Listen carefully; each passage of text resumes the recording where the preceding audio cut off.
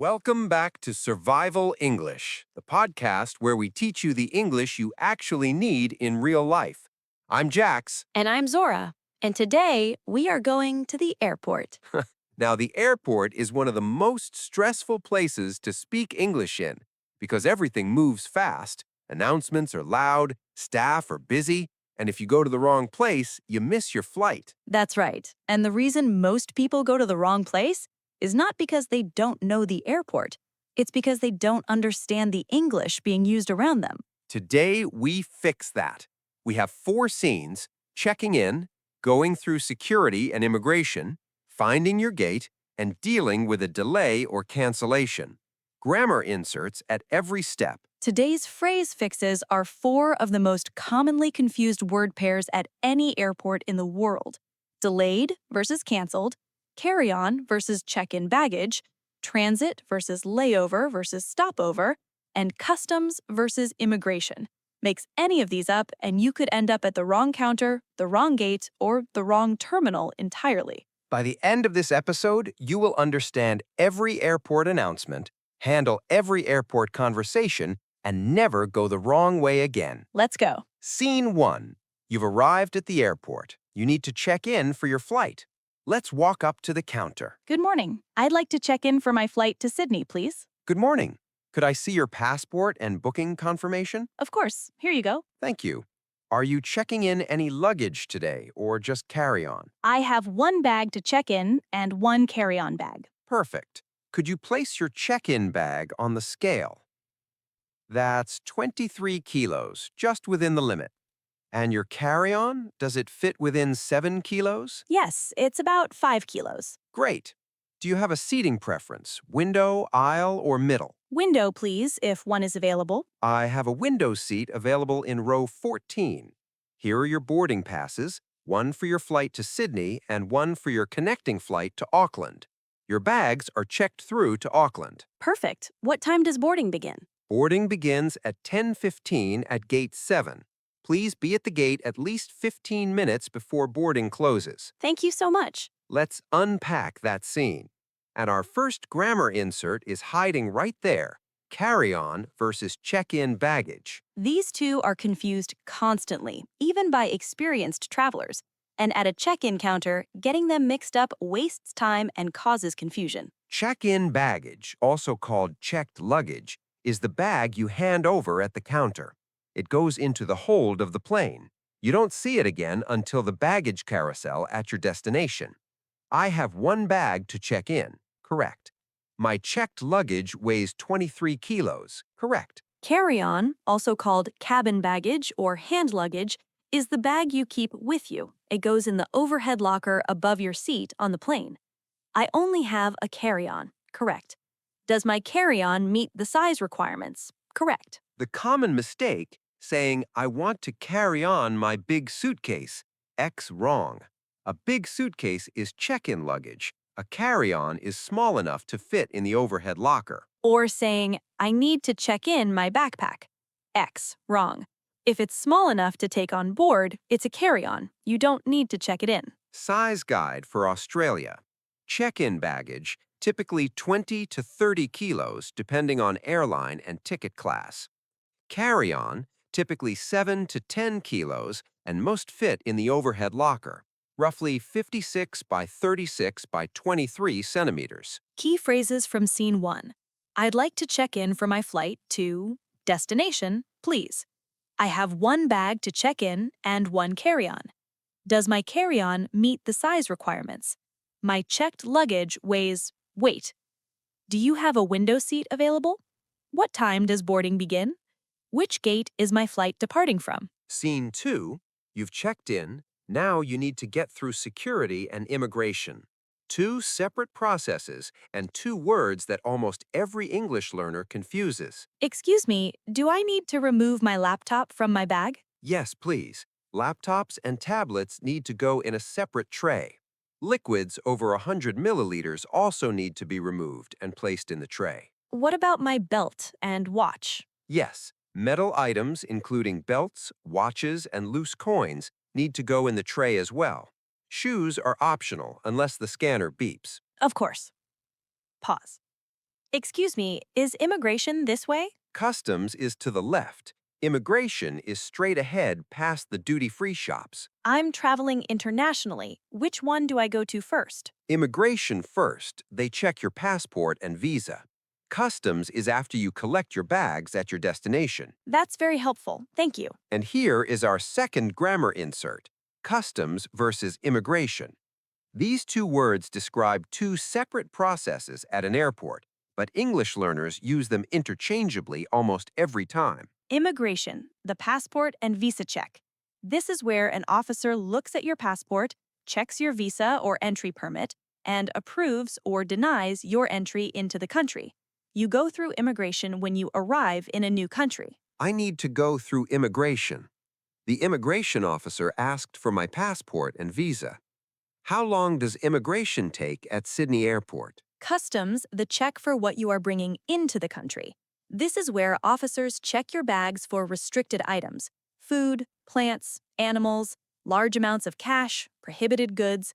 You go through customs after you collect your bags. I need to declare these items at customs.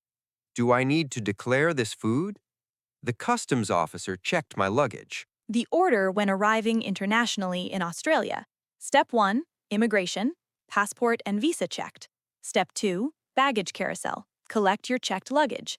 Step 3, customs, declare items and have bags checked. The most common mistake, saying I need to go through customs to get my passport stamped. X wrong. Passports are stamped at immigration, not customs. And saying, customs asked about my visa. X, wrong. Visas are checked at immigration, not customs. One more important word, declare. At customs in Australia, you must declare certain items on your incoming passenger card. If you are unsure, always declare. The rule in Australia is, when in doubt, declare. Do I need to declare this? I'd like to declare these food items. I have nothing to declare. Key phrases from Scene 2.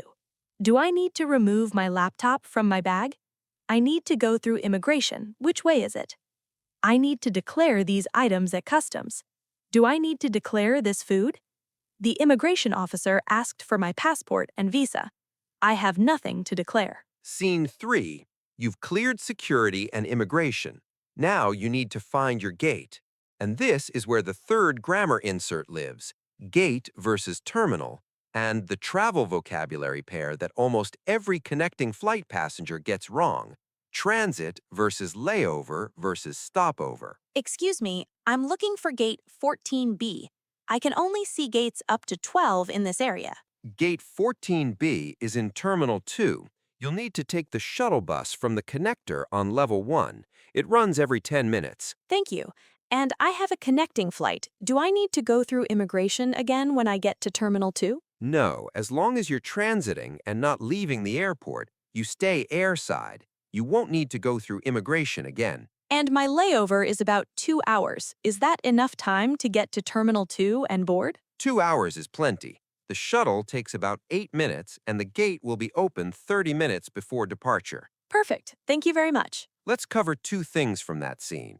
First, gate versus terminal. Terminal, the building or section of the airport. Large airports have multiple terminals. Terminal 1, Terminal 2, and so on. Different airlines or different types of flights, domestic and international, often use different terminals. My flight departs from Terminal 3. I need to get to the international terminal, gate, the specific door inside the terminal where you board your plane. Every flight has a gate number, Gate 7, Gate 14B, Gate 22. The gate is where you wait, show your boarding pass, and walk onto the aircraft. My flight is departing from Gate 7. Please proceed to Gate 14B for boarding. Think of it this way. The terminal is the building. The gate is the door inside that building. You go to the right terminal first, then find the right gate inside. Now, transit versus layover versus stopover.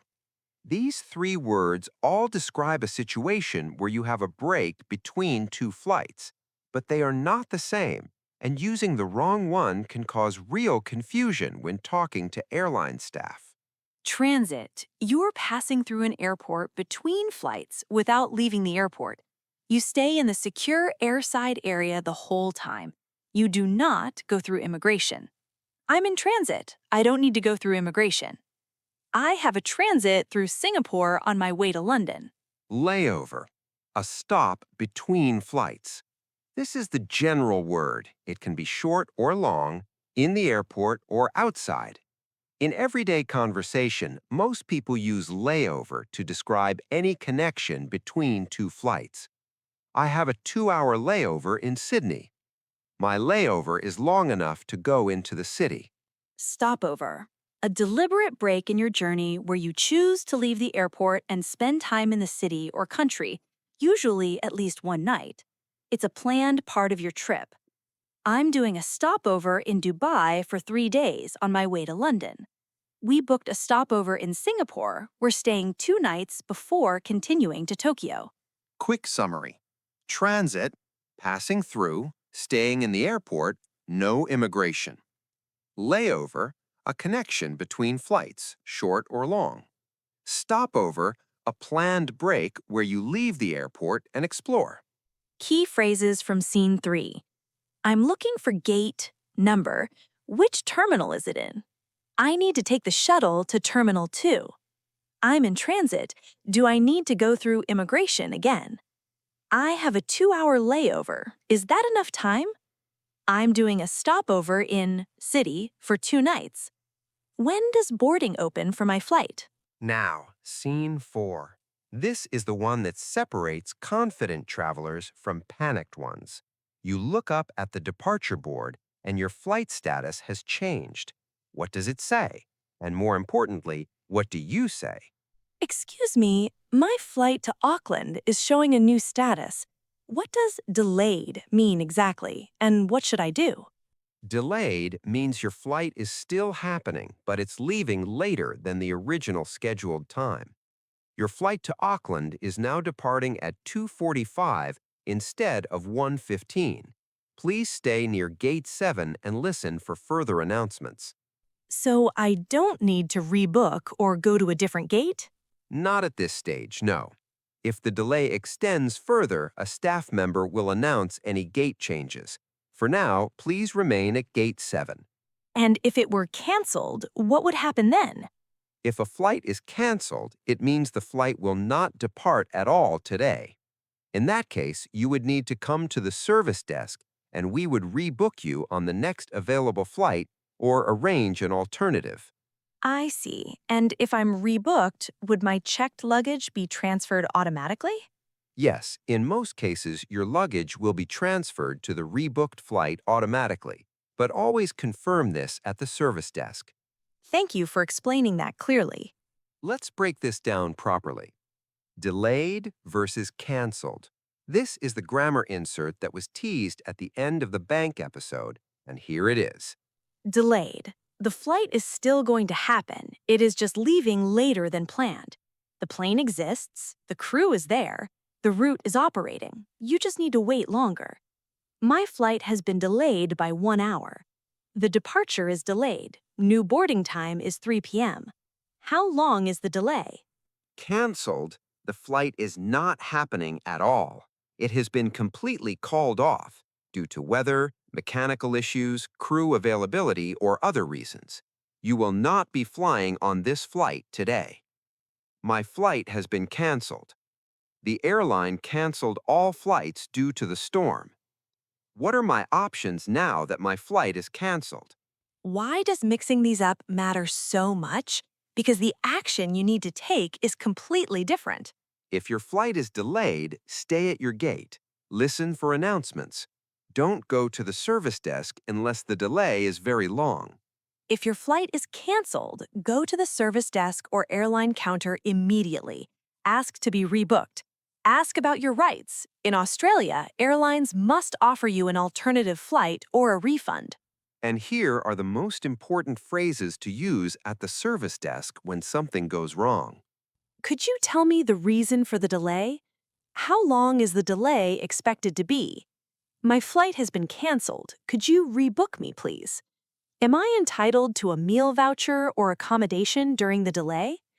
Will my checked luggage be transferred automatically? Could I get confirmation of the rebooking in writing?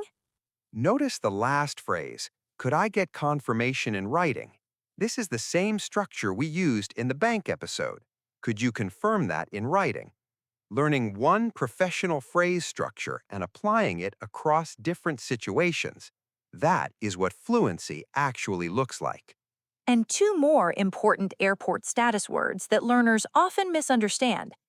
On time, the flight is departing as scheduled, no changes. Boarding, passengers are now being called to walk through the gate and onto the plane. If you hear this, go to your gate immediately. Final call, this is the last announcement before the gate closes. If you hear final call for flight number, run. Run politely. Key phrases from Scene 4. My flight is showing as delayed. What does that mean for my connection? How long is the delay expected to be? My flight has been canceled. Could you rebook me, please? Am I entitled to a meal voucher or accommodation during the delay? Will my checked luggage be transferred automatically? Could I get confirmation of the rebooking in writing? Which gate should I go to for my rebooked flight? All right, let's bring today's airport episode home. 4 scenes, 4 grammar fixes. Scene 1. Checking in. Check-in baggage is the bag you hand over and send to the hold. Carry-on is the bag you keep with you on board. Know your weight limits, know the size requirements, and always ask, what time does boarding begin and which gate is my flight from? Scene 2, security and immigration. Immigration is the passport and visa check. You go through this when you arrive in a new country. Customs is where you declare items you're bringing in, food, cash, goods. Immigration comes first. Customs comes after baggage collection. And when in doubt in Australia, always declare. Scene 3. Finding your gate. The terminal is the building. The gate is the door inside the terminal where you board your plane. Transit means passing through without leaving the airport. Layover means a connection between flights. Stopover means a planned break where you leave the airport and explore. Scene 4, delays and cancellations. Delayed means the flight is still happening, just later. Stay at your gate. Canceled means the flight is not happening at all. Go to the service desk immediately and ask to be rebooked. If you take one phrase from today, make it this. My flight has been canceled. Could you rebook me on the next available flight, please? Said calmly and clearly, that one sentence starts the process of getting you where you need to go. That's survival English. Practical, real, and always useful. Subscribe so you never miss our next episode. Next time, we're heading to the library and school. We'll be covering borrowing books, asking for resources, talking to teachers, and fixing 2 of the most universally confused word pairs in the English language, lend versus borrow and bring versus take. 2 pairs that every English learner gets wrong, and both of them come up in every school and library visit. Until then, keep practicing, keep going, and remember, every conversation is survival English in action. See you in the next one. Bye!